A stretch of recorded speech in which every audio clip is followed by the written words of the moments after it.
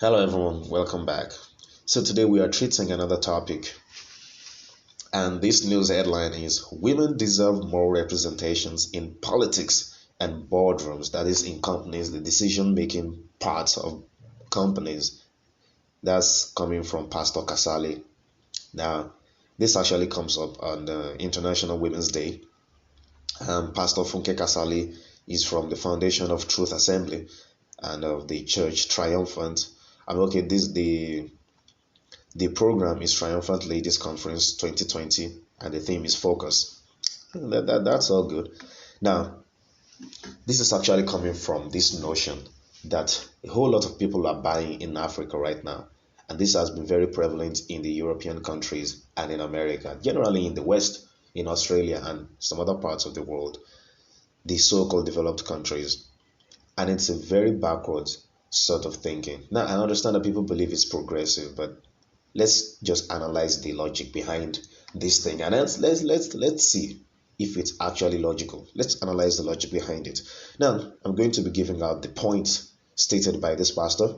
He says, now she pointed out that the more women have exposure, and pointed out that the more women have exposure and commitment to nation building, that is, oh, what did they even write here? Okay, now if women are able to have exposure and commitment to nation building, then and also are allowed to hold key positions, the country is going to get better because of that. So she believes that women ruling is going to bring about betterment of the society. Now, she's not giving any evidence of that. She's not giving any proof of that. She's not giving any logical trail for how she arrived at that if we should have more women in politics is automatically going to lead to a positive effect.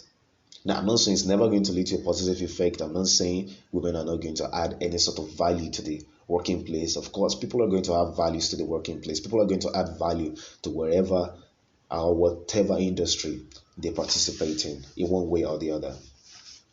Just like men, they have values too, and they can actually contribute. So I perfectly understand that. But this notion that automatically, simply because they come in, that the place is going to get, like there's going to be net increase in efficiency and net increase in betterment and things like that. I just don't buy that. Now, I'm still going to be giving my own logic trail on that, so you guys are going to understand. Now, he says, I look forward to women having more representations in politics and boardrooms, Kasali said, just as she expressed her wish to have Nigerian women as owners of banks. So she's talking about banks also. So she wants women to be entrepreneurs. She wants women to be capitalists and things like that. She wants women to have economic power, which seems good to me. Honestly, seems good to me. But behind this kind of an argument, there's always an implied argument behind that. Now, naturally, the way you're going to say this is to think that, well, she just wants women to be able to take the reins of their life, able to take charge of things happening in their lives, which is perfectly okay. I'm perfectly in support of that. No problems. But usually, this sort of rhetoric actually means that they want equal outcomes for both men and women. That's what these people always mean by equality in this case. So when they're talking about gender equality, it has morphed from the situation or from the case of saying that women should be able to have ability to go to school just as men. Women should be able to have the same sort of opportunity that men have. Now it has morphed into a situation where they claim that they want women and men to have the same outcome in their daily lives, in everything, in professional life. I mean, the same outcome. Now, on the very surface, it doesn't seem to be sinister, but by the time you look down into it, you're going to understand what I'm trying to say. Now, what did they say? They say there should be more representations. What does representation even mean? Why is representation the standard you're trying to achieve in people in politics? Why should you have to have representation? It's not some sort of poll. It's not a poll. It's not like we are trying to create. I mean, politics is not representation of the people on ground by their demographics. That's not what it's supposed to be. It's supposed to be representation of a group of people because those people, on ground have voted them in. So in case, let's say that you are trying to go for the House of Representatives now, you campaign and people vote for you. You shouldn't go around yelling and complaining that because you're a woman, people should vote for you. That we want to have more women in politics right now. So trying to use demagogy and then trying to use that one to emotionally manipulate people to vote for you so that you can go into power and all of that. This thing doesn't make any sense. If a woman is competent enough, she has the right to go into politics. You don't have to use all this emotional manipulation to get people to vote for women. You don't have to use this emotional manipulation to get women into politics, especially some that might not really be interested. Because now the way you argue this out is that it gets to a point that so many people and so many women actually believe that whatever they're doing right now isn't worth anything unless they become politicians, unless they become CEOs in some companies before they can have some worth. Because that's exactly what this mentality has caused in some women. I'm not saying women shouldn't strive ahead, women shouldn't try to be more ambitious and all of that. But the fact is, by the time you start creating quotas for women, for example, in Nigeria, I think there is about 35% quota for women. Now, I'm not saying that they are effecting that exactly as it is on the books, but what I'm trying to say is that it's very dangerous. It's not a very good thing. By the time you are creating quotas for a group of people, saying that you're trying to use that to encourage them to come into politics, why are you doing that? They should come into politics the same way that men came into politics. That is, they had interest in it and they fought for the positions and went into it. They proved themselves to be capable of doing the job and they went into it. You want women to be able to prove themselves to be capable and go into the job so that you can get the best of women. Now, we have complained that so many men are very abusive. So many men are abusive of their power, abusive of their office, have been violating their oaths of office. That's true. If you want women to be better than the men in administration right now, what you need to do is to make sure that these women coming into politics are capable of doing it, not simply because they're women. If you are a woman and that's the main reason why you are being voted in, simply because in quote you want to have representation, want to have more women in politics without having effective one, do you know what is going to happen? What is going to happen now is that we are going to have a whole bunch of incapable women going into politics, and so many of these ones are going to ruin the reputation of women in politics. And at the end of the day, you are going to have men and even some other women complaining and saying that, can you see now, we say that we don't want women in politics, and now they've gone into politics and a whole bunch of them are ruining things because so many of those people are just incapable. And the reason why they were voted in was because we were all virtue signaling and wanting to have more women in politics. I mean, that's the only argument that these people have. We want more women in politics. Why? No answer. The only thing is we want more representation. Why is representation by the percentage the issue? Why is that the issue? And honestly, one of the issue there is that what sort of percentage would be appropriate? Is it 50%? Is it 60% in politics that would be appropriate for you to have women in politics? Do you want to have 50% of women in politics? Let them strive for the position. Let them go for the position. If they go for the position and they're able to defeat the men in power, that makes them even more competent and more respected. Don't you understand that you are going to be taking away the respect and be taking away all the achievements and the prestige in taking over power, or at least getting an elected office when you actually handed it over to them? That is what they call the soft bigotry of low expectation. So you believe that women can't get it on their own, and the only way to make them to have that position is for you to just hand it over to them. It's actually condescending. That it's like you are treating them, it's patronizing. You're treating them like they don't have the ability, they don't have the capacity to take those offices by themselves. If they have the capacity to take it by themselves, let them go for it. I'm actually in support of that. I would actually vote for a more competent woman than a useless and incompetent man in the office. That is more important to me. Competence is more important. I don't care about the gender. I don't care whatever your genitals are. Your genitals don't make any sense. Genitals are not going to be the ones creating the policies that will move the nation forward. They're not going to be the ones creating the policies that will move the local government forward. They're not going to be the things to move Nigeria forward.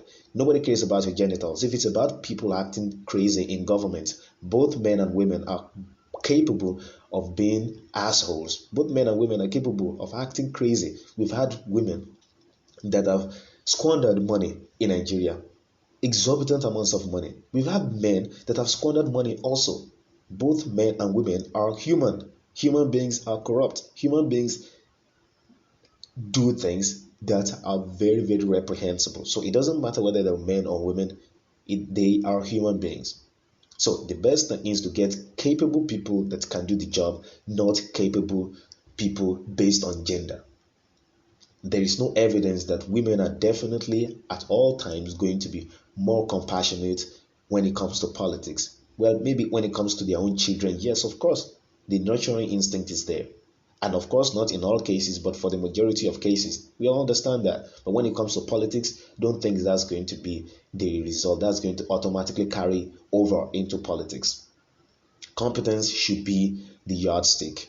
Competence, competence, competence. Because affirmative action is evil. You are not helping the women, you are actually patronizing the women.